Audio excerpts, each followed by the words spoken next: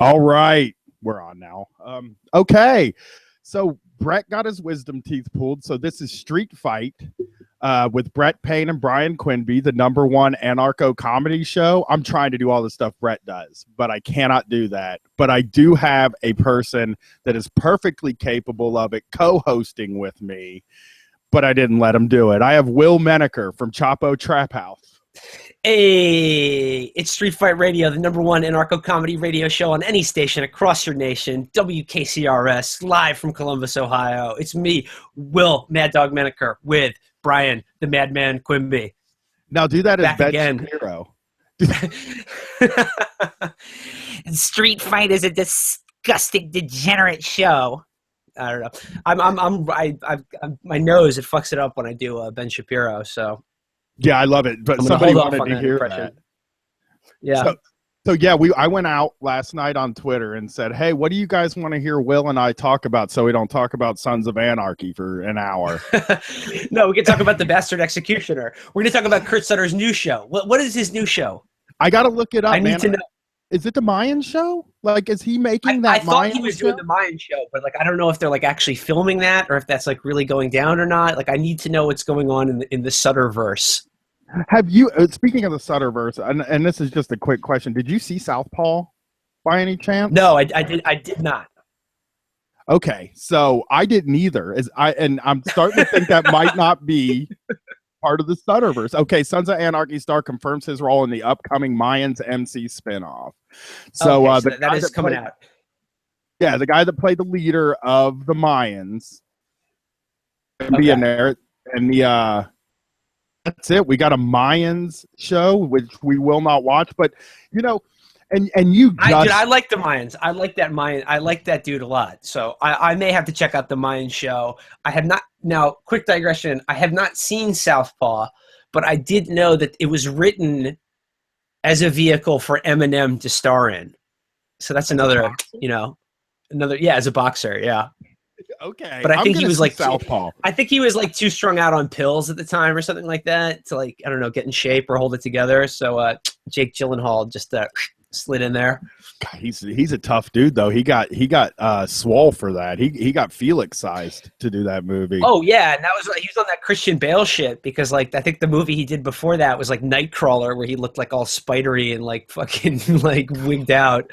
I loved that movie, Nightcrawler. Oh, that movie was fantastic. That movie was great.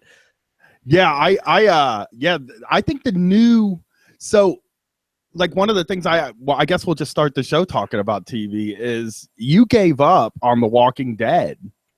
I finally did it. It was this season premiere where it was like Negan, whatever. Find out who he killed. Negan. It's going to be the most brutal hour of television ever. I didn't watch it on Sunday night, and then I was like, should I check it out? I'm going to see what happens. And then I was just like, you know what? I really don't give a shit. I read who he killed, and it's like, oh, he killed 2 people. That's a twist. But I just realized that I don't care anymore. Like I broke the spell. That show is like 4 seasons, like too long already. I'm bored with this, but I just kept watching. That's what the show is about. It's about the watching dead. It's just where somehow our brain is still making our body like turn on the TV to see this. But I broke the spell. No more Walking Dead for me. I'm free. I'm free of Fear the Walking Dead. Oh, that show original Walking Dead. All of it. I'm done. I'm done with the entire zombie genre. I never want to see any of it ever again. I feel like you're leaving me laying out in the field, because you and I lasted in Sons of Anarchy forever. And now it's the end of Sons of Anarchy, but like I just see there is no end in sight for The Walking Dead. It's hugely popular. It's just going to keep going and go. They're still making new comics of it. Like it's never going to stop. Yeah, it actually says, I actually looked at their Wikipedia, because this is something that Brett brought up to me when I told him I'm just going to keep watching it until it's over, because I did that with Sons of Anarchy. And he was like, well, I think they just signed on to do 7 more seasons. Oh. I was like, I might not make it. This might be where I don't make it. Okay, like Holy if you are like if you're Rick, like Andy Lincoln or He's like the only character that's been on the show the whole. Him and Coral are just about the only actors that have been on the show the entire run of it. Oh man, you must be sick of it. Like at least some of them, they get to die. They get the sweet release of death from filming just season after season of this show. I mean, they're going to kill him. They have to, because it's going to be one of those things now where they have to. It's almost like it is like wrestling. They can just rotate new people in. Make it a show about Negan now. It's just the Negan show. He's an asshole. Everyone loves him. He's a sadist. It's America, people. That's what's interesting about Negan. He's something where I just discovered, like, he is a cool guy written by nerds that have maybe never met a cool guy in their entire life. That's so right. That's so true. Because he even has a leather jacket. Like that's his, like, he has a leather jacket and a baseball bat. Those are his, like, that's his character, like, affectation. And they're like, he's the guy with a leather jacket. He's the badass. He's the guy with the leather jacket that does eeny, meeny, miny, mo before he bashes your head in. That is such a fucking geek nerd thing. Actually, Brian, what really did it for me was that last season finale where they just, like, cut to, like, black and you don't know who he was beating to death or whatever. But, like, that was dumb and cynical enough as, like, a cliffhanger ploy to keep people interested in the show. But the entire episode, like, prior to that, where they're like Rick and Carl and everybody, they're finally going to face off against Negan and his army or whatever.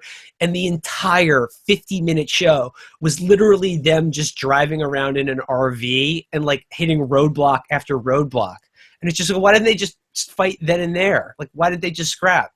You fucking ruined it for me, actually, on Facebook. I will never forget. You were like, did I just watch them drive around for an hour and a half to get to a cliffhanger? Yeah, it was a season finale, so it was like an extra extended episode, 90 minutes long, and it was just them in an RV getting lost. Yeah, well, that was also a Sons of Anarchy issue, right? Like, because like the episode of The Walking Dead this week that I just watched before we started recording was also 90 minutes, and I'm like, we're falling into the Sutter trap here. These things are good. Yeah. This could become a real, because the end of Sons of Anarchy, there were 2 hour and 15-minute episodes. A lot of threads he needed to tie off to end that show in such a satisfying way. A lot of montages. There's always a lot of montages, and, like, there's no catharsis in The Walking Dead. Like, once the good guys win, you still hate the good guys. There's no real, I don't know. I'm not enjoying it, and that Fear the Walking Dead I didn't have any fun with. But I think another problem with those two shows is the concept of the mid-season finale. That is a huge problem for writing. Because, I hate it. Yeah, you spin your wheels for the first half. You spin and spin and spin until you get to the second half for the next season finale. It's the worst gimmick. It's just like they're just too popular now. Like, and AMC and cable TV, they just want to wring every last drop of juice out of that, fruit that they just keep squeezing until there's just nothing. Like, just a rind now. There's nothing left. Can't even just chew it. It just sits in your mouth. It's terrible. It's really just like you're waiting for the next really violent thing to happen. There's no zombies in the damn show. It's just something violent happens every episode. It's just totally desensitizing. I'm actually against it now. I'm against violence on television now because of this show.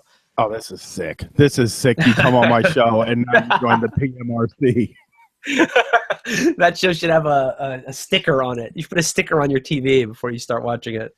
It does. I mean, but most, we've talked about this before. Parents watch the damn thing with their kids all the time. Yeah. No, I talked about it with you on this show. The idea that it was when the parents got mad because there was a gay character on The Walking Dead, and they're like, "I don't want my boy to see two men kissing each other on the fucking zombie undead Holocaust program."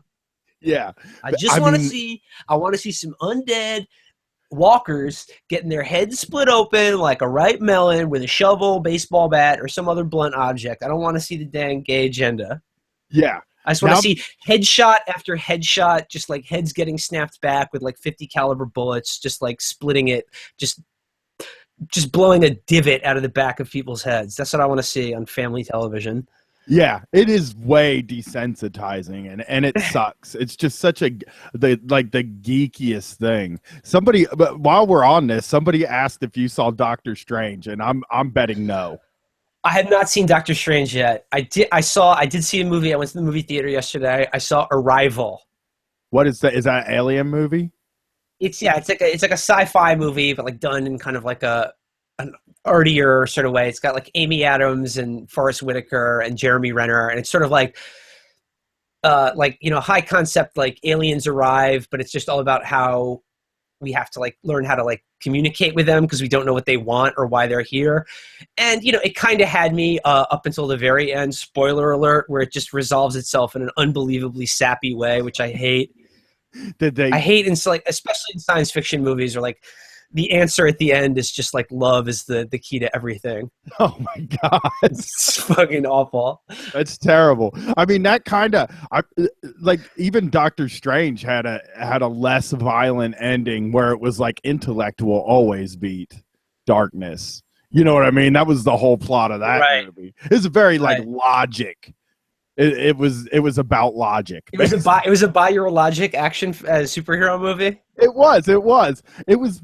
Yeah, it's like a doctor. Doctor Strange learns how to like cast hexes to like deflect ad hom attacks and stuff like that. Yeah. Here's the real bummer, Will. So I went on a date with my wife to see this movie, and we both got really stoned. And I'm probably going to see it. I'm probably do the same thing and see it next week, but by myself. I could not figure out, first of all, what it was about or what Doctor Strange's powers were, because I was like too high to figure out what. He's a magician. It's magic. Yeah, I hate that magic shit, powers. Yeah.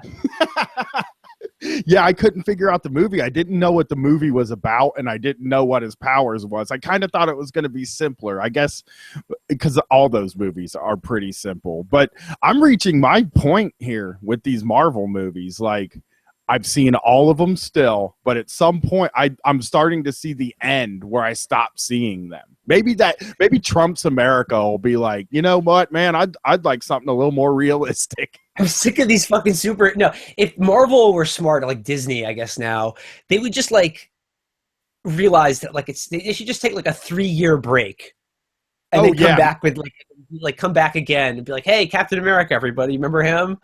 As the people, it's just, of course they're not. But you know what? I was actually thinking about this the other day, and I'm glad you brought up the fact that we're living in Trump's America now. I was thinking about it like leading up to the election, and then especially after the election, when you saw like all over social media, just like, the distraught, heartbroken libs who just like kept turning back to Harry Potter. They spent the whole election imagining themselves in Harry Potter, and then they're like now dealing with their grief. They're like, it's just like Harry Potter. And I think it's the same thing with these superhero movies. Like, I don't think it's an accident that like the superhero genre like really, really became like hegemonic in the Obama era. Because I think it was like at a time when like sort of the liberal, I guess, like entertainment industry or like the kind of creative class, they finally got what they want in a leader, but realized that like that doesn't matter really. Like, it's one good person like really can't make a difference in the world. So like they retreated more and more into these kind of entertainment products that are nostalgic, that remind you of a time when you were a kid, and present like, because the Marvel movies sort of like make nods to like the real world and like kind of deal with real world issues, but like they always do it in a way that's like very reassuring to like that type of person. Yeah, I wish they would have remembered to come out. I wish they would come out of the movie theater and not like feel like we live in Metropolis or whatever the Marvel universe is. Because I have seen a lot of that stuff too. All I've been thinking since the election, and a lot of you guys post the Harry Potter stuff and the Star Wars stuff on Twitter. I see it, and I'm like, they thought we were going to be having an Ewok party right now. Yeah, absolutely. We'd all just be in the woods fucking having an Ewok party with Hillary as the president of the United States. So you did some live show. You guys did a live show on election night. I had the luck to get to go on another person's show, which meant I didn't have to do very much work. And I got to just do it live and have it recorded. But you had to sit in front of an audience. No, we had no safety net. No safety net. Yeah. Me and the Chapo boys and Virgil Texas, who, by the way, now is officially a Chapo member. We rolled him in. Him and Amber now are now officially in the mob. But we did we did our live show on election night, but we did it like as it was happening. And like the conceit of the show is that it was like a fake kind of like cable news election night analysis with like all the different and now for the demographic perspective, with stupid maps and stuff like that. But like we had Virgil doing like actual, he was on stage with a laptop, like checking real results, like as they were happening. And like we were in a room, we sold it out. Like it was a fucking great crowd. Everyone was psyched to have a good time and party. But then about halfway through the show, he started doing the real election returns and was like, so it looks like Florida and Ohio are going to go for Trump. And man, you could just feel the fucking wind go out of that room, man. Like the crestfallen, like people just checking their phones, looking at it. I mean, the show turned out great. Like we really held it together, but you could totally feel the energy in that room shift. Cause like when people were all expecting it was going to be a fun night, Hillary was going to win, we could all make fun of her. But then it was like, this shit people just probably wanted to be with their families or something at that point. They were like, why am I listening to this comedy shit? And, I know I said it on the show, but we also changed the ending of the show as it was happening. Because like we catered to every possibility but Trump actually winning. And we had this whole bit at the end where like Felix was going to go in the bathroom and shoot himself like Jack D. Ripper in Dr. Strangelove because he couldn't stand living in a Hillary presidency. But we had to scrap that, and basically we had to call it for Trump on stage, which was that was a comedy feat, man. I don't know how we did it. And one of the first things I thought about when Trump won, because I didn't see it happening either, which is really weird because I'm as cynical about America as anybody. Yeah. Well, I'm cynical about America too, but I just thought like because of that, like Hillary Clinton is just like there's too much money, too much power behind her. Like all the polls say she's up 2-3 points. It'll stay true to form or whatever. But looking back on it now, it shouldn't be shocking at all. Like I know. I feel like everything we said were right, but like we missed the big question, which was actually this is funny. Like the week or two before the election, we did a tarot card episode with Kath Barbadoro. And she did a tarot card reading for us. And the second question we asked her was like, let's predict a Hillary Clinton administration. And the first card she pulled for that question was the Hanged Man.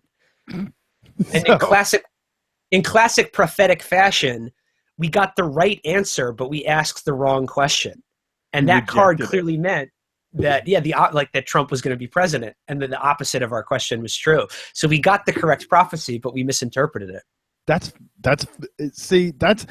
what bothers me about not getting it right is when I go back and look at during this summer, Matt Chrisman from one of the Chapo boys, Cushbaum, and I went to the Republican convention, and then all of us together performed in Philly and went to Philly for both of these elections.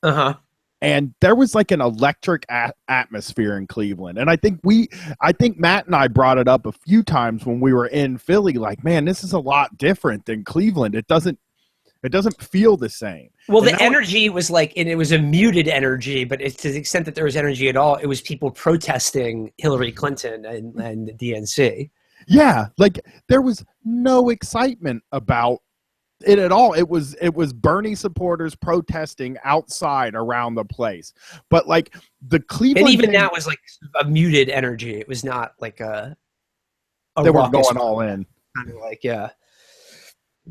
yeah. So we in Cleveland. It was crazy out there. It was like it felt like a party. And that should have been the first damn clue. Like, wait a minute, they're pretty enthusiastic about this. I know it doesn't sound like, because the only voices you hear is like Bill Crystal. You don't hear like my friend Steve from high school that fucking screamed at me for going to a protest this week on the internet. Oh no. Well, no, I already mentioned it on Chapo, but I think it bears repeating. When we were in Philly again, my first sign is when we were at Captain Freiheit. Shout out to Nick. We were sitting in his living room watching the first night of the DNC, and that was the first time that in my gut, I was like, "Holy shit, they're going to lose this election. They're going to lose to Donald Trump," because what I'm seeing right now is like just a fucking farce. Like, this is like a joke. Like, if you're like an average American and a voter and you're watching this right now, like, oh my God, like. If you're not in that like Democrat world where like everybody thinks Hillary Clinton is like a great person and like the rightful leader of the United States, like, and you're watching this, like, holy shit, what are you seeing? Like, you're like, this is terrible. Was it I remember us being in that room, and it was like Lena Dunham and was it Sarah Silverman talking together? Oh yeah. And just being like, nobody outside of like New York and LA even know who these fucking people are. You know? And I kind of, that was the other thing like that I think we learned is like, nobody likes the guys that do the eviscerating. Like, those people aren't popular like anywhere except for on Huffington Post. Like, that's what's been not eye-opening, because I think all of us knew that what happens on Twitter is just a smaller amount of people. What happens in the media is just a smaller amount of people. But I didn't realize how fired up Donald Trump actually got people. And you guys were totally right when you said it's because he said he would do something. Like, they're so fucking tired of like nothing happening, and then Hillary Clinton runs a campaign saying like, well, nothing can really happen. Yeah, that was inspiring as hell. Yeah, like, I mean, like the inspirational quality to her campaign was just like herself and the fact that she's a woman running for president, which is like, you know, if you're a woman, I could kind of see the appeal in that, but like not weighed against like the, I don't know, just bleak realities of your everyday life. I don't know. Yeah, and hate. I mean, really, they keep saying like, oh, that she was an when you say she was an unpopular candidate, people really hate her. Like, I don't know where they thought they were going to dig up a bunch of people that don't hate her. Like, I don't know anybody that likes her. Not a single person that I can think of. I knew a lot of people that voted for her, my wife included. My wife voted for her because my father-in-law voted for Trump, and she felt like she needed to counteract him. It did not work. But I can see that. I ended up actually going to the protest the night after, and it was even weird being at a protest with liberals at it, because they have been not going to the protests for the past 8 years. This was kind of their first one. Well, I hope they get used to it, you know? Yeah, a lot of dudes holding, a lot of people there were like, let's get a list of the electors in the Electoral College, and we will call them and force them to switch their votes. It's like, man, I'm not here to fight for Hillary Clinton. That is not why I'm here. But so you guys have been doing a lot of, we both have started doing more live shows, and like, you guys, learning how to perform live on probably the biggest possible stage. Are you having fun? Oh yeah, I'm loving it. The live shows are fantastic because like, it's like the opportunity to write, you know, because if it's a live crowd, like, there's no safety net of like editing or, you know, bullshit like that. But just, yeah, the energy from crowds is great. You know, I mean, like, that's the showbiz bug, you know. I'm really enjoying it. Me too. I do. I like anytime you can get a room to laugh at you and get all the attention. That is beautiful. We did 2 shows at Caroline's on Broadway. That's like probably like one of the bigger comedy clubs in New York City. And we did 2 shows for 2 of the debates. The first and last debate we did at Caroline's. And the last show we really killed. The first one was difficult though, because like that was our first taste of like, you know, a semi-hostile crowd, because the first show we sold it out, but like half of the crowd was just like sort of people who had been like ushered in off the streets to be like, hey, you want to see a comedy show tonight about politics or whatever? And I'd like, or do you want to watch the debate at a comedy club? And like they came in and the other half of the audience was like, I guess people who are fans or people who are familiar with us. And then like so the debate starts and we're doing our thing and we're like making comments and cracking jokes and stuff. And like half of the audience is like shushing us from from the crowd. They thought they had literally paid money at like a cover charge and a 2-drink minimum to sit in a comedy club and watch the first presidential debate, like uninterrupted. And we were getting shushed. And like the first couple times it happened, like we sort of like, I didn't really know how to react, because your instinct is to be like, you know, I'm on stage, I'm here to entertain them. Like I should be sort of catering to their whim, but like the exact opposite is true. Like you need to assert dominance immediately. And we fucked up in that regard, but it's not a mistake we'll make again. I love that story because like the Brett and I, like when we came, so we took 5 years off of live performance. The first one we did was in June. And it was sold out. Like we sold out the place that we do our shows, Cafe Kerouac. There is one on November 26th if you're in Ohio, and it's a holiday weekend, and you want to come and talk about Thanksgiving show. It is. It was supposed to be Black Friday, but Brett forgot to request it. So but which is good because now Brett and I are going to go to Black Friday and fuck around and film stuff, and you're going to get to hear what we do on Black Friday too. We're going to go at 4 a.m. Like I got to see this. Are you going to camp out? No, I think I said this on a previous episode. I think if you camp outside of like a Best Buy before Thanksgiving, we should be allowed to shoot rock salt at you. Well, I just love the idea of like, you know, camping out in the woods, like in nature, probably not going to do that. You know, I've done that before. It's okay. Not doing it again. I just love the idea of like camping out, like sleeping rough outside, like in a tent, just in like a parking lot or like just a suburban like strip mall or something like that. I mean, it's so stupid of us not to do it. Like not to just, we don't do anything. We could go there on Wednesday, set up a tent, and the news would cover us. That is perfect free coverage, but I can't bring myself to do it. And Brett is like a super holiday guy. He would never miss Thanksgiving. and I'm not buying anything. I might. That's one of the tests here, is to see if I actually buy something, because I don't like Black Friday. I don't hate people for liking Black Friday. It's a weird... I don't feel strongly enough to like be mad at somebody for liking Black Friday, but like, I mean, it's insane to me. Like, I hate crowds of any kind, and like, or waking up early to do anything, or just shopping in general. But at the same time, a lot of it can get into that kind of like sort of anti-consumerist like scolding. And it's just like, well, you know, shit, like people need a nice television, okay? And if they can get $30 off, like, why not? People need a little comfort, you know, a little entertainment, something. I don't know. The kids want a video game. I don't know. Everyone should have treats and toys, is my opinion. Me too. I like to get high, man. But some people don't like to get high. They like to get deals. Like it's irresistible. And that's what Black Friday is. Black Friday is kind of the holiday for them, I guess. I mean, it's like my privilege is like I've never been cheap or whatever, and that's certainly privilege on my part. But like for me, like I'll always pay a higher price for like just the convenience of not having to deal with shit.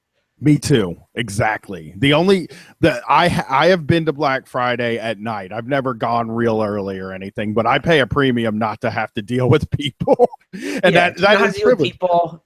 Yeah. So we're going to do this Black Friday. So like the first show we did was pretty sold out, and everybody was there to see us, and it was very easy to perform compared to like 5 years ago when we did shows where like there was like 4 people there. We had DJs, and the DJs would play the music, and then we would come out to tell the jokes. and people would be like, turn the fucking music back on. So when he told me, when Matt, I had talked to Matt about it, he told me about those people shushing you, and I'm like, you know what though, that is the live experience. Most, like, there's always some discomfort, and like you guys are having to do it in front of a lot more people than I did, you know. when I did live stuff in the beginning, I would like do these open mics, and one of the ones I did, they used to have it in a little back room, and the people that wanted to see the comedy would just come in this back room and watch the comedy, and it was usually, you know, What, like it was a dog fight or something? it was like 25 or 30 people. Yeah, pretty much. It was. I mean, it was like 22 comedians they would do. They didn't turn anybody down. So it was like 22 people doing 3 to 5 minutes each, and most of them not good. And then the other You must have saw some good, like, acts that were like comedy material in and of themselves. Like, right. I only remember one guy like vividly in my mind, and it was a guy named Spike. That's what he went by. Already an excellent comedy name, Spike. Yeah. Well, his whole fucking bit was doing a dinner at one of those Japanese steakhouse places. So, but like, what, pantomime or? Yeah, like he was doing the accent, and then he would be like, "Oh, you want the?" He's doing a funny Asian accent. That always, that's good. That's good. That always kills. The entire thing was about how fun they are, and then basically just acted like one of the waiters at that place, and like the whole joke was like, "Oh, they talk with an accent." And like, I just remember having to go on stage after that. My jokes, a lot of them were basically what I do now, like drugs and stealing and shit like that. And I just said I can't do open mics anymore and decided to focus on street fight. But you guys kind of don't have that. You backed in the other way, and you can't be like, well, I'm just going to focus on Chapo now and not do this live thing. Like, you're pretty much wrapped into the live thing forever now. Yeah, I'd love it, dude. I get questions all the time. Like, my goal in 2017 is to take Chapo like U.S. tour. We definitely want to come to Columbus, man. I would love to do a show there. It's college town. I feel like we could get a good audience. But like, shit, West Coast, DC, definitely. Hopefully for the inauguration. I have a dream show for you guys to come here. I'm down. Already, we're all down. We would love to come to Ohio. Yeah, I talked to Matt when he was here, and I want to do Rock on the Range. So we only have like one music festival here, and it's all like new metal. And we want to bring you out here so you can get the full goddamn Midwestern dirtbag experience. Yeah, no, I mean, I want to do it for Matt too, because he's been like jet setting from Ohio to New York like seemingly every other week now. So I feel like we should come to Ohio, and that way you can just like drive or something.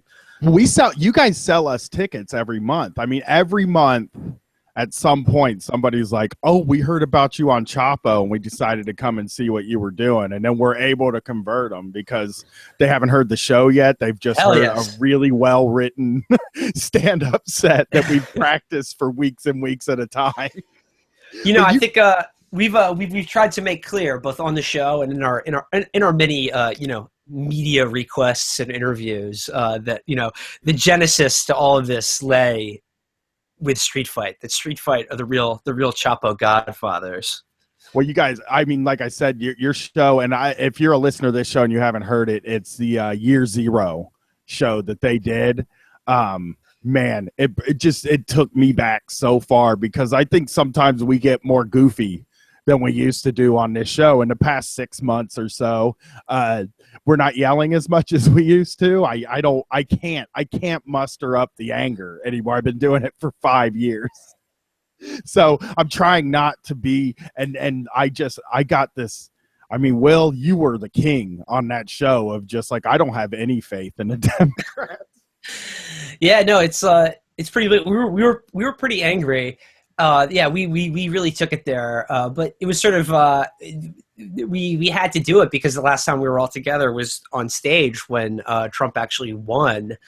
To all of our shock, which feels foolish in retrospect, because, well, first of all, I had to cop up to the fact that we were owned by Bill Mitchell and owned by Trump in general, because I always thought it was a joke. Like, I sort of waffled back and forth. Like I said, I entertained the idea. There were several moments where I was like, oh God, maybe he might really win this thing. But like at the end of the day, like I never really fully like wrapped my arms around the idea that like, holy shit, this guy is actually going to be president until it actually happened. So I felt the need to like sort of confess that. Well, I think the big bummer. Yeah, no, it's not a great feeling. It's not a good feeling. Like, I'm an anarchist, so I mean, I kind of can be like, I ain't involved in this shit. Yeah. But at the same time, it's like, come on, like, I mean, this is. Yeah. I mean, to be clear, like Hillary Clinton would have been an awful president, and many of the same evils would like still be being perpetrated on a mass level. I mean, we definitely agree about that, but it is kind of a gut punch. It's in a bad way. It is. It's kind of. We're in a bad place. Like. Yeah, absolutely. I mean, he is not. I didn't want him to win. I will admit that. And like, man, I think they could have maybe coaxed a vote out of me if they had talked about how close it was. You know what I mean? I can't say that I would, because on that day I didn't feel the need to vote, and I didn't feel bad for not doing it. And I was talking about this before. It's like, where you're sort of like confronted with this thought, like, oh Christ, like, should I have been like phone banking for this person I despise? Or like even voted in your case. And my answer to that is it wouldn't have made a difference, because like the blame lies squarely with Hillary Clinton and her campaign. And if you were really hoping for them to win, or at least hoping that Donald Trump wouldn't win, like you got to blame them. Like, there's a lot of smart people who I'm sure gave time and effort because they didn't want Donald Trump to be president, or they wanted Hillary Clinton to be president, but like they fucked up. It's their fault. They absolutely blew it. And like, you could have given like your best effort. She still wouldn't have campaigned in Wisconsin even once. I mean, why do you think she didn't? She wasn't even here very much. I can say that she did. I think she just saw. She thought that it was just already sewn up, and that like all the states that went for Obama in 2008 and 2012 would go to her by default, especially considering that Donald Trump was like so abhorrent to like the media and the right-minded sort of person. Yeah, she came here. When I think about it now, if we're just going over it, she came here after the Grab 'em by the Pussy tapes came out. She came here like the day after that, and she did this speaking thing at Ohio State, and she said 18,000 people showed up. And I remember thinking, like, that's like really not that impressive, because there are a few tens of thousands of people that are forced to live there, because there are students all over the place. They just walked out of their houses like, oh, somebody that might be the president's going to be here. I'm just going to walk out of my house and see that. And they took a picture of it, and and they said, thank you, Ohio. And they tweeted that the next day. And I remember thinking like that. I mean, that was the last time she was here. That is the last time I remember coming in. I drive for Lyft, so I know when they're closing all the roads and stuff like that. And I profiteered. Well, I didn't make a ton of money off of Hillary Clinton rallies. She really was she didn't draw very well. But it was just, she wasn't here very much. And she probably, I mean, Columbus is that little blue dot in the middle of Ohio that shows up on the new memes. On the new, this is where Hillary Clinton won. This is where the high crime rates are. Yeah, they're like, if only Columbus, Ohio voted for president, here's how the electoral map would look. Yeah. I mean, it's so blue here. The people that voted are really the people that don't live in the cities. And we brought this up on Street Fight this week. A lot. I got into an argument with a guy. Okay, he was actually my best friend in high school. And we're not as good of friends now. He still lives there, which is a part of this story to me. Like, I don't want to come off as a snob, and I still live 20 minutes away from where I grew up, right? but it's like a different world where I live now and where I grew up. Like I live in the middle of a city, and I'm around all kinds of people, black people, trans people, gay people. I have friends that are of all different types. And I knew that like they were going to be scared about this. I had conversations with friends of mine that were like, I'm really worried about this. And my wife was genuinely worried about it. And they were voting for Hillary Clinton. All of them were. This guy that I got into an argument with still lives like basically down the street from where he grew up in the exact same fucking place, you know, and he doesn't really leave. And he's like this, he's a roofer and he thinks he's middle class, and I doubt he's middle class. But he asked this question on Facebook, like, what was Hillary Clinton going to do for the working class? Like, was she going to do anything that Donald Trump wasn't going to do? And really, I mean, nothing you can really say. No, you know, and the fact that Democrats, like the actual like liberals who like are still fucking deluded, still lying to themselves, they can't answer that question, and they're avoiding answer that question by saying it's all about racism or misogyny or whatever, which I'm sure a lot of it is. But no, they can't answer that question, and because there's no answer for it. I mean, the answer for it is that, of course, Donald Trump won't do anything for them either. But at least he's talking in a way about jobs and trade deals that have eviscerated much of the Rust Belt, including Ohio. It's back to the idea that at least he was acknowledging that there was a problem, whereas that, like, you know, Hillary Clinton was like, America's already great, you know, here's Katy Perry, like, you know, like, so yeah, like if you're that guy who's a roofer or whatever, I don't know, I gotta say, like, I mean, you're an asshole for voting Donald Trump, but like, yes. I understand it in a way. I understand why you would never vote for Hillary Clinton. Let's put it that way. Yes, and him and I actually, I went to answer his question about why, because it was directed at me, because I got to be the only person he knew that protested.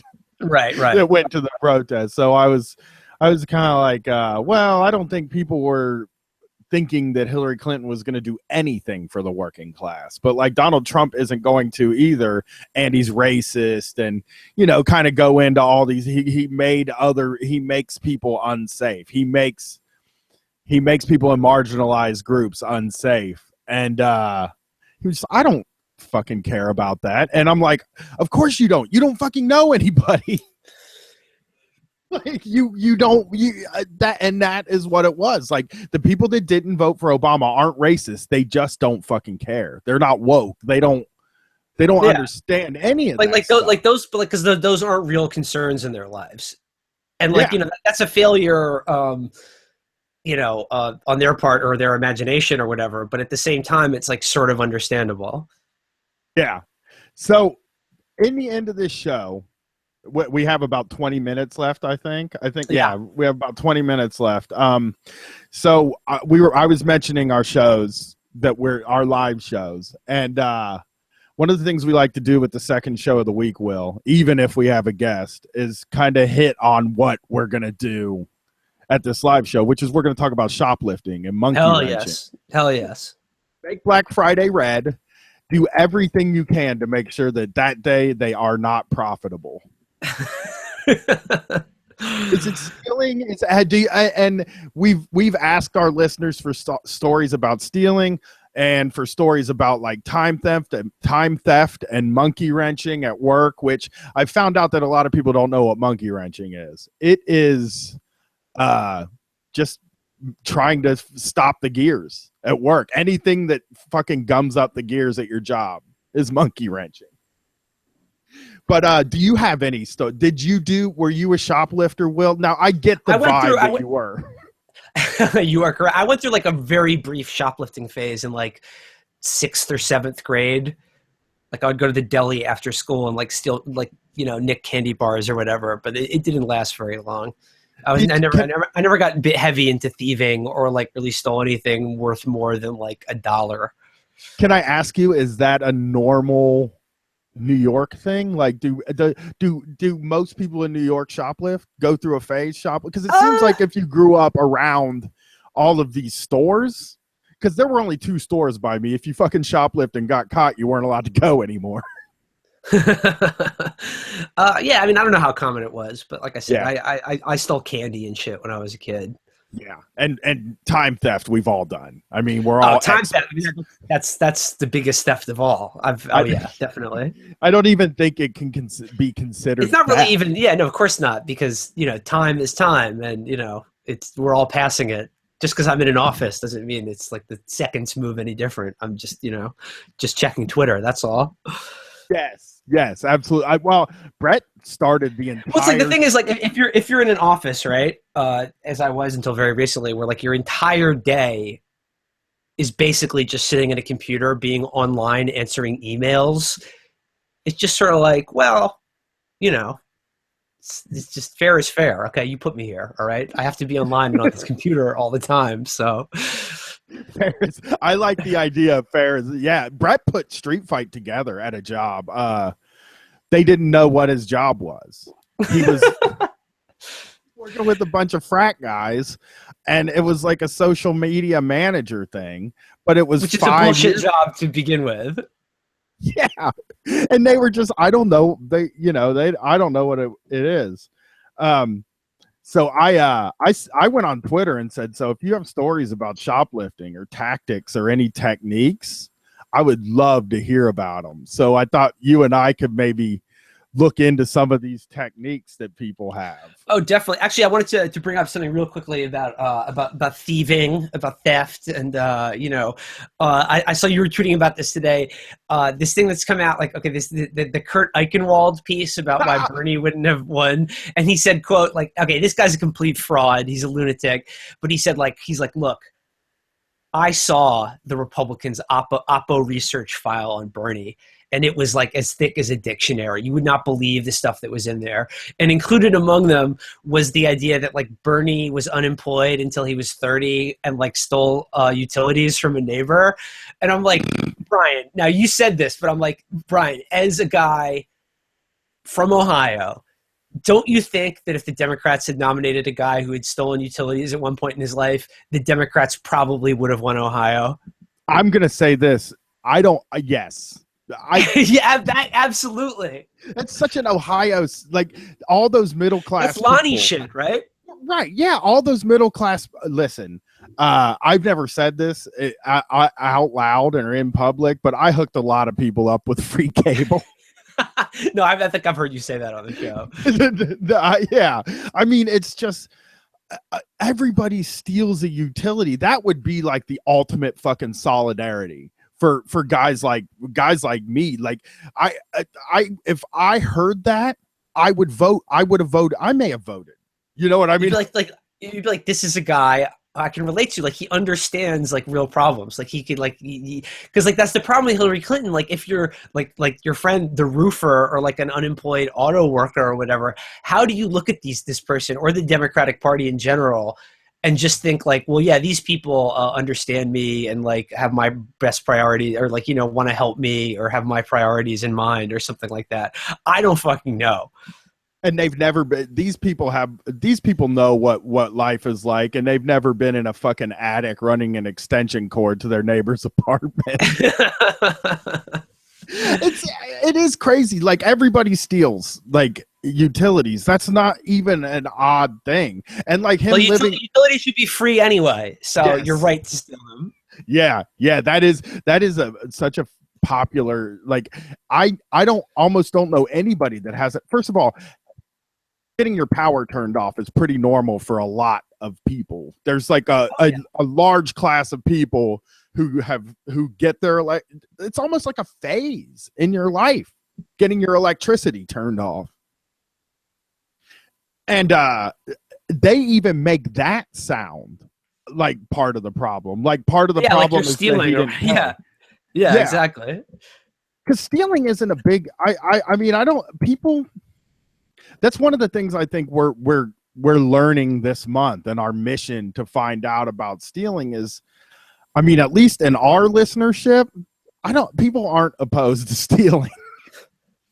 Like, so you put the call out on Twitter. What are some stealing techniques and stories that you've gotten in reply? My absolute favorite stealing thing right now, and this will even bring us back to the roofer thing. Will, it's beautiful. Mhm. Yeah. Contract. We've had a few people that work at Lowe's and Home Depot. Okay. Mhm. And they have installed those self-scan checkouts at both of those places, which to me is insane. Because you can't even get them weighed. You can't get, you know what I mean? Like at the grocery store in the self-checkout lines, when you put You your like stuff, you're like checking in almonds like they're grapes or something to like get, you know.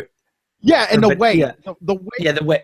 it knows when you have something. Okay, so as Right. long as you put something in the cart, it knows. You can't do that at the hardware store. They don't have a space big enough to put like a big fucking piece of plywood on the machine. It just has to trust that you scan the right amount of cardboard. But that's not even, I mean, plywood. That's not even what these contractors are doing. Again, contractors who would be mad, who First of Democrats all think. contractors are thieves just by nature.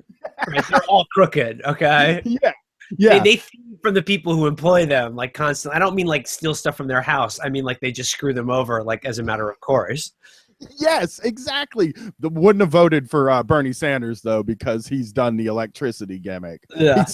But Actually, I think the actual contractors would have always gone Republican because they're from that like sort of like they have enough money to like not want to give it away to people, and they're kind of like bitter assholes. But I think the people who work for the contractors would have voted for Bernie, the employees. Yeah. You know, these guys, what they're doing is they're buying trash cans every time they come in, and just loading them with shit and not ringing them up.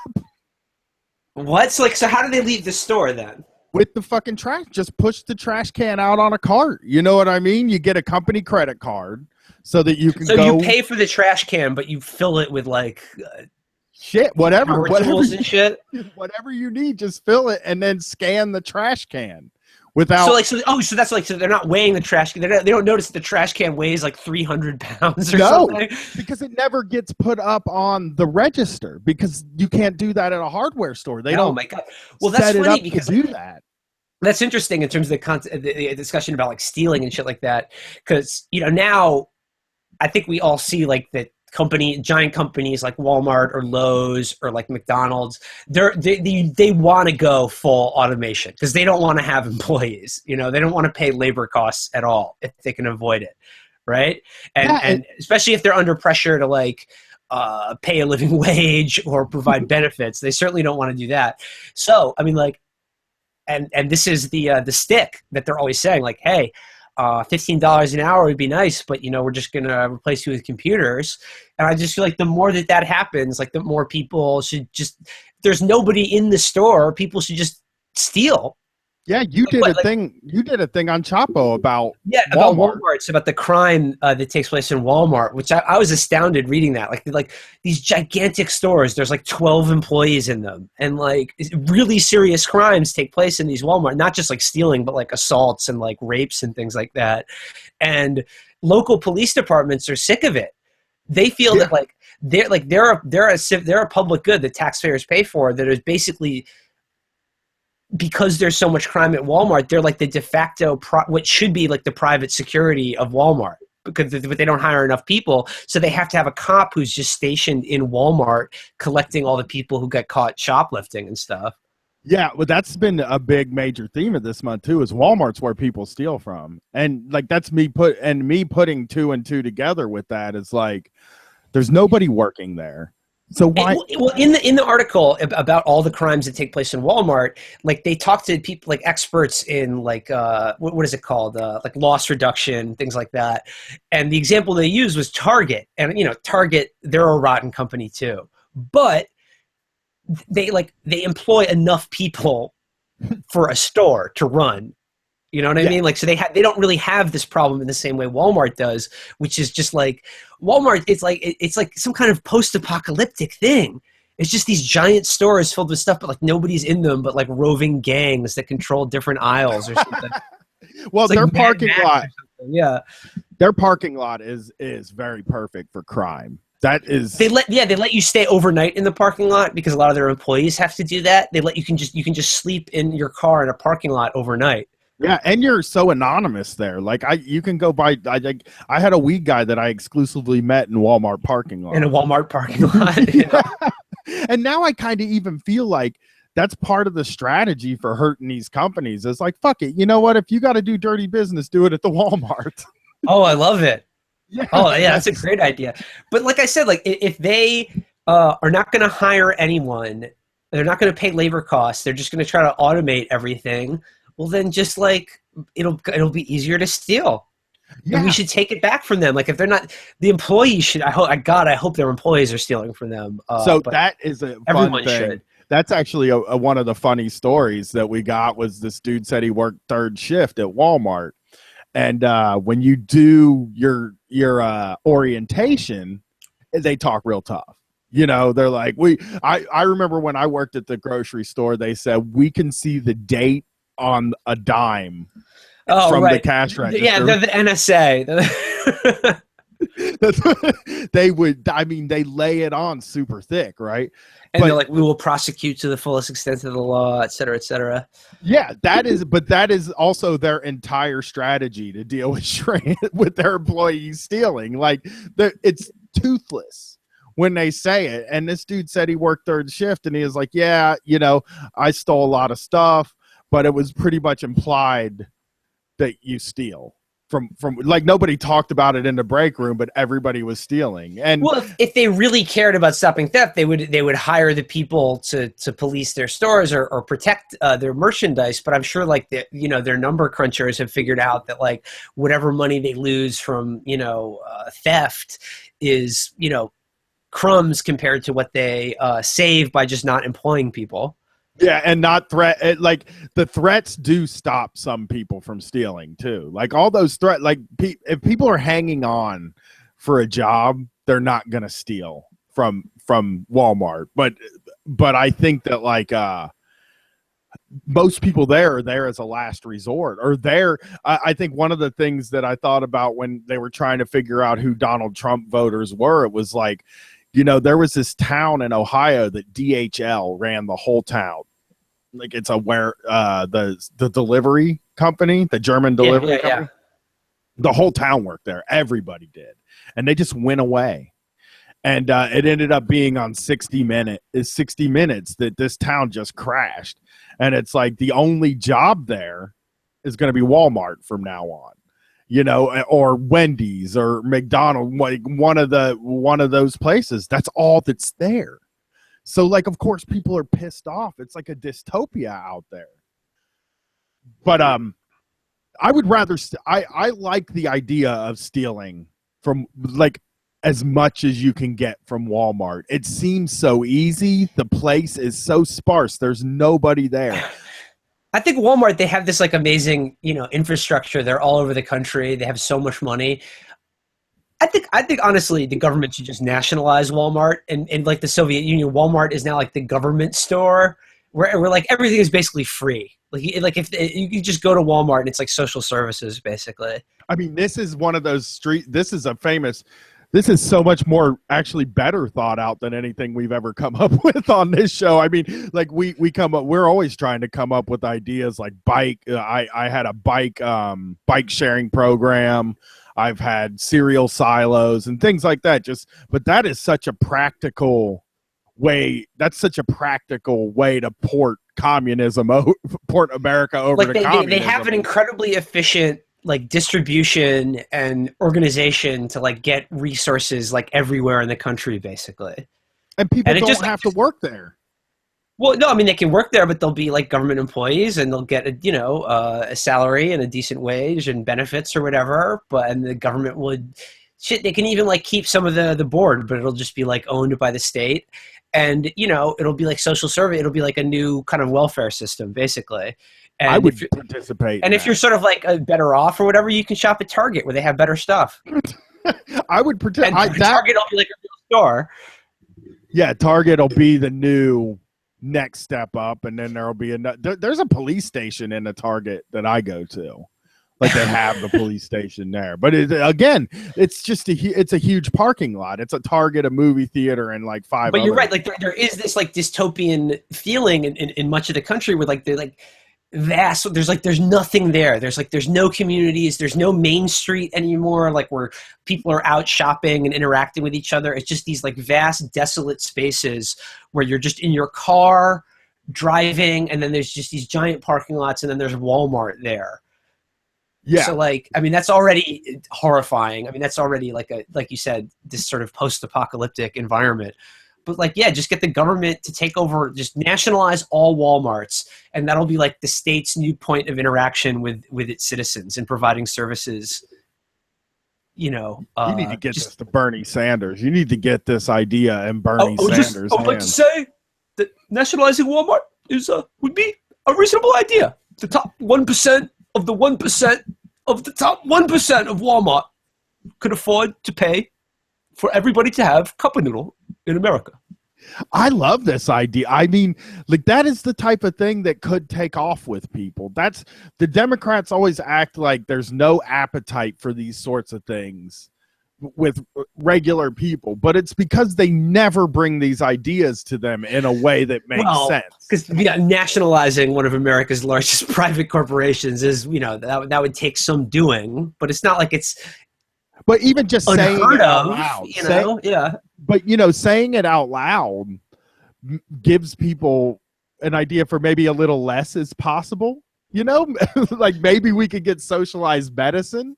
Well, that's the problem, though. I mean, this is the fucking problem with the Democrats is like, and Hillary Clinton being like the prime example of this, is that like they just exist to like, I don't know, placate people's, you know, certain concerns, which are, you know, I have to state completely warranted about, you know, race and sexuality and sort of minorities in that effect. They send the message that we're not evil like the Republicans are in that regard, but in every other way, just manage everyone's expectations downward.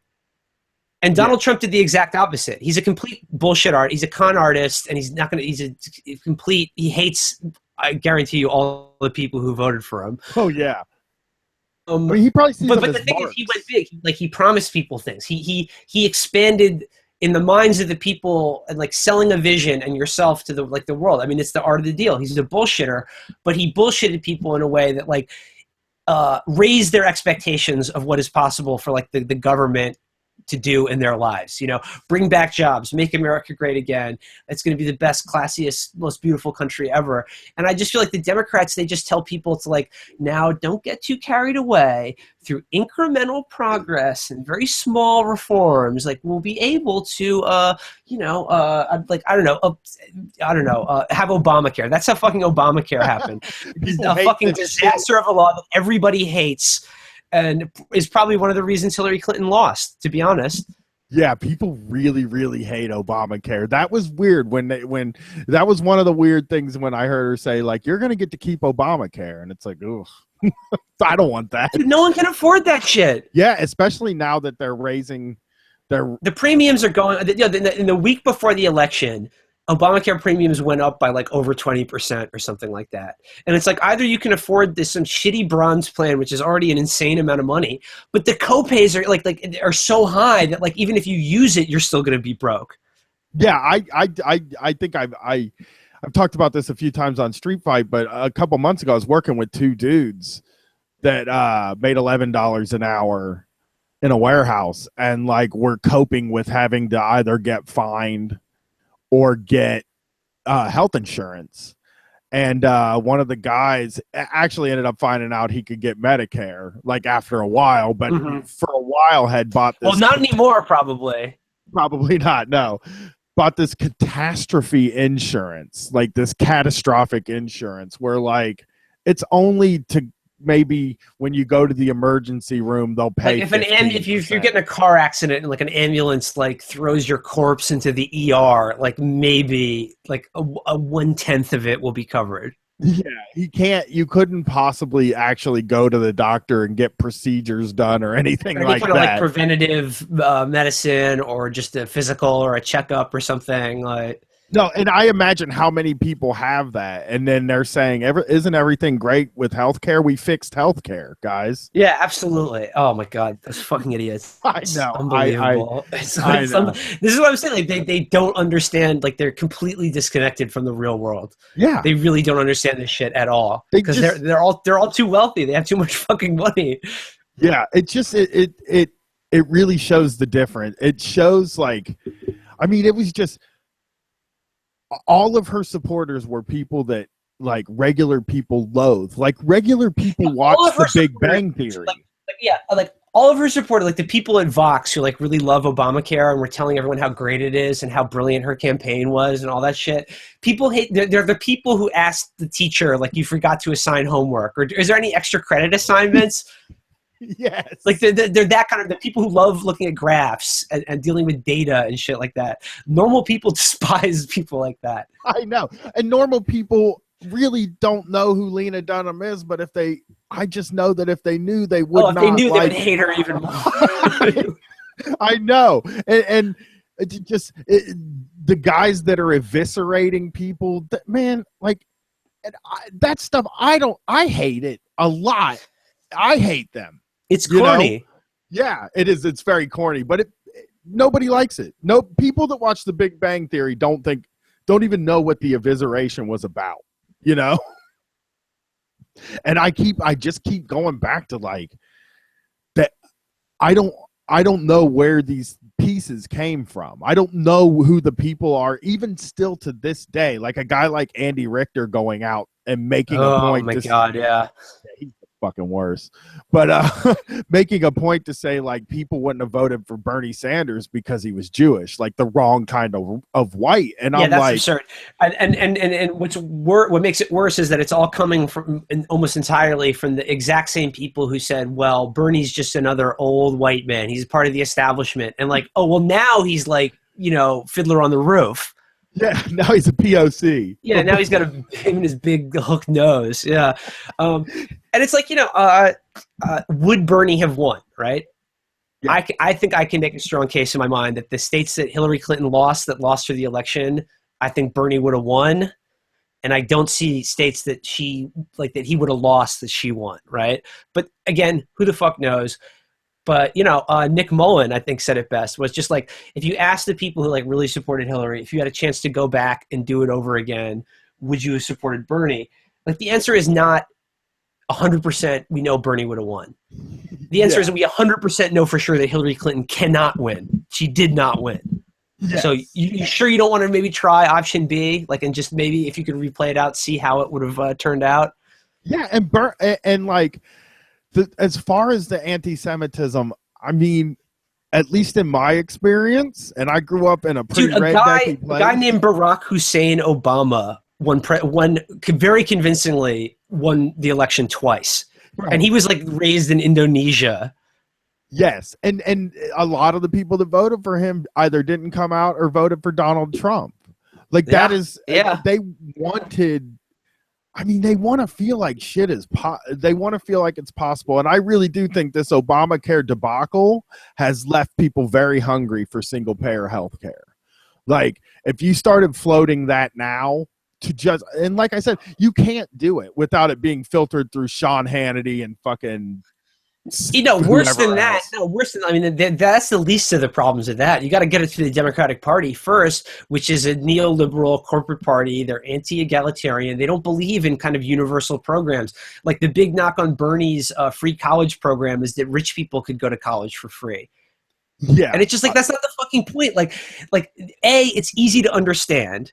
B, it creates a kind of a real sense of solidarity across everyone in the country if it's something that everyone can take advantage of regardless of who they are or what their income bracket is. But the biggest point is that it's just simple. It's simple for anyone to understand. Yes. Yeah, it really is. And everybody, I talk to a lot of people. I drive people around, which Lyft customers are liberal usually. You don't get a lot of like Trump supporting Lyft customers. Really. But like I mean, I grew up with a lot of these people, and I don't I don't know any of them that would be opposed if the government was like, we're going to give you free health care. Like, I don't know where this outcry comes from. I just feel like if people really knew what like healthcare was like in France, where like, let's say you like get hit by a car, you fall off your bike, or like have a heart attack, like you go to the hospital, like you stay overnight, like they check you out, and like then you pay like $70 or $80 or something like that. Yes, that sounds beautiful, man. That is my dream. I'm afraid to. I have so much anxiety around going to the doctor that like adding the financial anxiety to it is just. I don't know why they don't just. I don't know how you take it to people though. Like I said, I don't know how people like us need to be able to just talk about it. Like there needs to be a place where people are talking about it in practical ways. Like, well, listen, everybody gets it. Like everybody, it's not going to affect you differently from anybody. They're not going to take just no more whatever the money they're taking for insurance. They'll probably take less than even that, you know? The place to discuss this is podcasts. Right. Yeah. Well, yeah. I saw a lot of people say that they're joining DSA, Democratic Socialists of America, because of us and you guys. And delete your account. It's weird. I got messages from a lot of people who are like, I'm a DSA organizer. People like in California, and also they're saying like after the election, like all these new people, like they're joining and they want to join up because they've cited specifically all three of our shows. I've heard that from numerous people. Yeah, I've sent people actually one of the things about like is that like a lot of the people in my everyday life aren't like us. You know, aren't like anarchists or even socialists, or don't pay attention to these things, and they're much happier for it. And when Trump won, they kind of freaked out and were worried. And I pointed a few of them in the way of the DSA just because Larry Website's a dude I've met and I trust that guy, and he seems like a good guy, and socialists are good, and it is cool that people are joining up and being pushed in that direction. I don't know if I can do that because like I always feel like I'm trying to do the comedian thing right now, and just I don't want to end up being Andy Richter. You know? Yeah, no, I mean, like, trust me, man. Dude, immediately after the show ended, and we were like, "Holy shit, Trump is going to be president." Like Felix, Matt, and I, we were freaking out because it was like we told ourselves over and over again, like, oh God, if Trump wins, the show's going to suck. Like, how do we not, like, if Trump wins, how do we not just become like John Oliver or The Daily Show? I think that we're grappling weirdly with that too. The first thing I said before Brett and I recorded is like, we have never done street fight under a Republican president. And, yeah, it's weird. I don't know what. I mean, I'm encouraged, like with the early signs of people being more fed up with the Democrats, because I mean, like I think the real story of this election is like Trump didn't turn out any huge mass of people. He lost the popular vote. Basically, he had the same people that voted for Romney and McCain in the last two elections. It's just the Democrats suck, and they fucking blew it. And if you're really angry, if you're really afraid, or you really wanted Hillary Clinton to be president, you should be more angry at her than even I am. Yeah. Because she sold you out. She sold you out. She dicked around. She ran a terrible campaign. It's her fault. It's her fault. Yeah. It's the Democrats' fault. You should be angry at them. If you can start from that position, then we can maybe do something productive. But if you just like if you're just still like, oh, it's just so unfair, Trump is such a bad man, blah, blah, blah. Like, just, I mean, get over yourself. It's rednecks. One of those. It's yeah, a bunch redneck. of Yeah. It's just the country's just so racist, blah, blah, blah. It's like, dude, of course the country's racist. Okay. You're not telling it's not anything new to say that, but it's just like, they're open to a black president though. Dude, all those states voted for Obama twice. I know. I mean, like, it must have been something, right? Like, yeah. But yeah, I think the encouragement I think that the way that we do this is just remember you're not a Democrat. Like, now we have to remember, like, okay, the guy in power is a Republican. We have to attack Republicans now. No, we have to attack the Democrats first. This is like they're weak right now. They must be attacked ruthlessly and without mercy. I think you can't ignore the Republicans anymore. No. Like I think one of the things, and I said this on Delete Your Account, you can't just look at my screenshots. You can't just look at those as a goofy outlier thing anymore. Right. Yeah. That's real. Yeah. All the teacot memes are like coming true now. Yes, and all the teacup meme people are in power. You know, that is terrifying. Sheriff with the cowboy hat, the black sheriff with the cowboy hat. The fucking... Dude, we were talking the other day about how like the possible Trump cabinet fixes is like one of those teacup memes from like 2012 or whatever, where it's like ideal cabinet. Alan West, Secretary of Defense. You know, Sheriff David Supreme Clark. Yeah, exactly. Janine Pirro on the Supreme Court could have, or like Judge Judy. Rush Limbaugh. Oh my God. Yeah, just all these. Oh my God!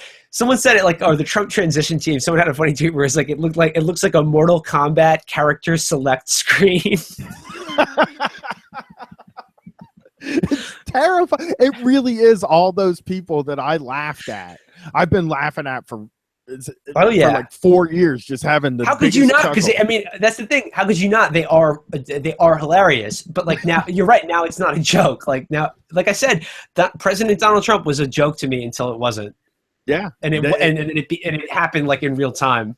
Yeah, they believe in this. This is real news to them. This is the real world to a lot of people. It's not funny, and they're not fucking dying off. And we have to reckon ourselves with that. Exactly. Like the demographics are like you can't just wait until like they die off or like America becomes a non-white country. Like that's already too late.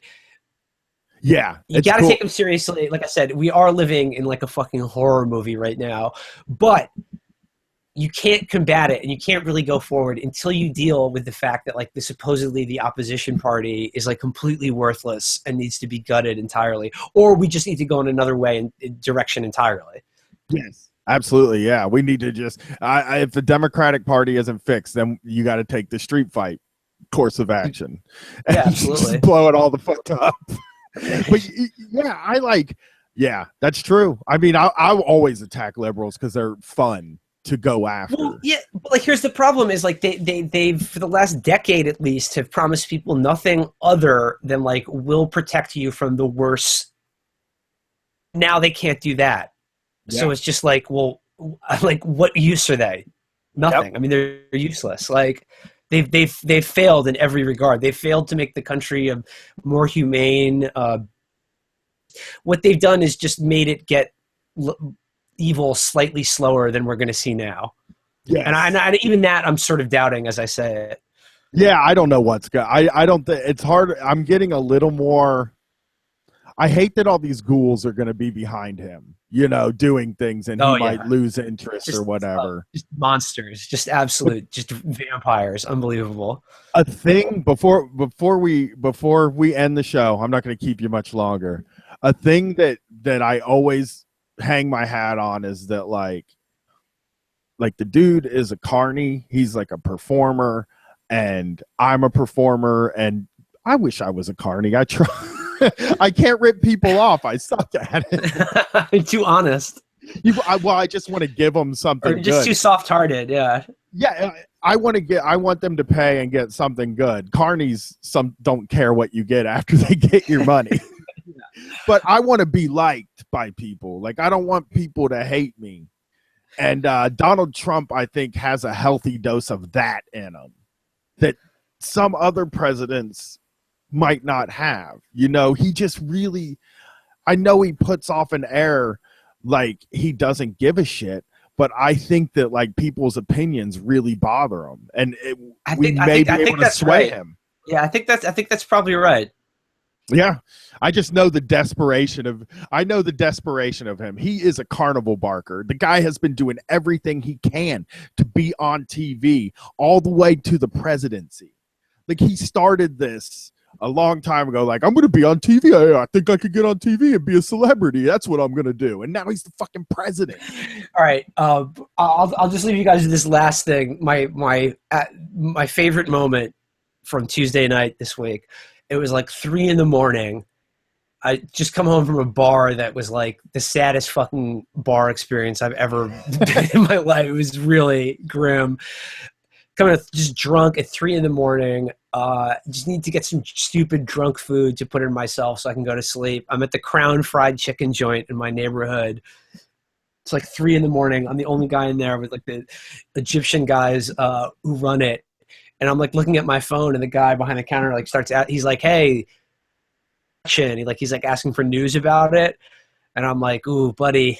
And he was like, "Did Hillary win New York?" Which is a weird thing to ask. And I was like, yes, she did. But I was like, I got news for you, though. It's not going to matter. I was like, Donald Trump's going to be the president. I was like, and I'm just telling the guys at the Crown Fried Chicken at 3 a.m. that the former host of Celebrity Apprentice is now in charge of the most powerful country in the world. That was, I was like, that's when it really sunk in for me. It seems like it's going to be so easy to take down this government when he, like with this guy there, like we started Street Fight at a time. And one of the reasons we loved doing it was that like we felt like the first people in our lives or the first people that said, fuck America, like into a microphone. That's really, I felt like that was like the most edgy thing to just be like, you know what, America fucking sucks and fuck it. And I'm not proud of it. You know? But now we started that from a place of maybe we can bring other people to thinking this way. And now it's like, all I got to do is be like, look at the president. Well, I was like I said, I was nervous, but now I feel even though the country at large is doomed, I feel the Street Fight Chapo allies are. I think we're going to be going strong. Yeah, we're going to kill this fucking thing, man. We're going to be the John Oliver and Bill Maher of this next election. Yeah, their time is over. They're done. I know. They're dinosaurs. They're fossils. They're over. It's all podcasts now. It's the podcast revolution. And it's beautiful, man, because we're like, I really do genuinely feel like the five of us or the five, and Virgil and Amber both. We're a fucking Nick Mullen. All those guys are like an insurgent force now in comedy. Yeah, because we did this shit like just totally on our own. And again, it was 100% Street Fight. Like listening to you guys and then coming on the show, that was just like shit. I could do this. Like just like the self-produced, just like just punk, like just like completely outside any sort of like mainstream system of like entertaining people or putting something creative out in the world. Just do it 100% yourself, and like that's the only way to do it. It's the ICP model, the psychopath model yes. that we're all going by right now. Dude, we need to have our own fucking Juggalo Fest, but like the podcast. Happening. Yeah, I mean, like that's the thing. Yes, Chapo Con, 2017. Like not being a part of that, LA podcast fest scene and shit like that. Just being not that is what I just want to be not. I don't want to be a serious. I don't know. It's weird. It's fucking this weird thing where it's like those guys have taken comedy very seriously. Okay, those guys take like, oh, Lenny Bruce, I look up to him and shit like that, and I'm like, I don't want to take that seriously, and I don't want to take politics seriously. I just want to I like what Felix said that with Chapo, our curse will be we'll get as popular as Mark Maron, but all we'll talk about is just our depression and anxiety. That is what gets me. It's like that is the thing that freaks me out. It's like, am I going to turn into? But I think you guys are. I really do. I think you guys are doing like really great, angry, cutting shit, and I feel like we're doing a lot. We're a lot more cutting, and we're a lot more angry, and we're working on this show a lot more than we had for a couple years leading up to Brett moving back to Columbus, and now we're really working hard to sharpen this fucking thing and make it a stick. And it feels like you guys have helped us. So like anything we've done to help you feels great because absolutely. Like I said, 2017 we want to come to Columbus. We want to do a show in Columbus with you guys. We're definitely making that. Yeah, happen. Let's start planning that, dude. Well, thanks, man. Thanks for doing this show with me. Absolutely. My best to Brett. Hope his teeth and jaw feels better soon. I'm on my way to his house right now. You know what I did for him? I took him 4 firecrackers. Oh, I saw that on Facebook. He was like, when you can't smoke and your man comes through. Hell yeah, that's real, true friend hours. Yeah, now I'm going to head over there and hang with him. But right, thanks dude. for doing this again, No man. problem. My best to Brett and all the Street Fight fans. All right. Hey, Cheers. man. Hey, thanks for doing this. I really appreciate it. Like, my pleasure. That was a lot of fucking fun, man. We got to do more shows, Will. Yo, should I stop recording? Yeah. Okay. Oh, we gotta excellent. do more shows, man. Yo, it's funny you mentioned the LA Podcast Festival because we might do that. we actually sort of got invited to do that. Or Dave Anthony said, Dave Anthony emailed us and he says like he does the LA Podcast thing, but like he's doing his own thing. He's organizing some kind of podcast event in LA, and he emailed us about it. So we may go out to LA to do that.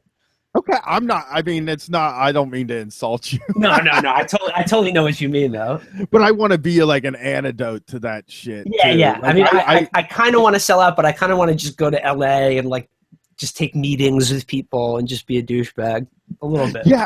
Well, yeah. I don't think it's selling out, man. Anything that you can do to move, anything that you do, like I feel like I said at the end of the show, it feels like an insurgent thing. It feels like a opposite comedy scene. You know what I mean? And like you guys, the further you guys go, I feel like the further we go. You know what I mean? And I'll still stay the little punk fucking show. You know?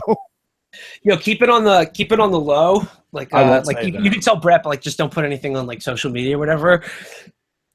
Yo, we're for real. We're working on a fucking pitching a TV pilot right now.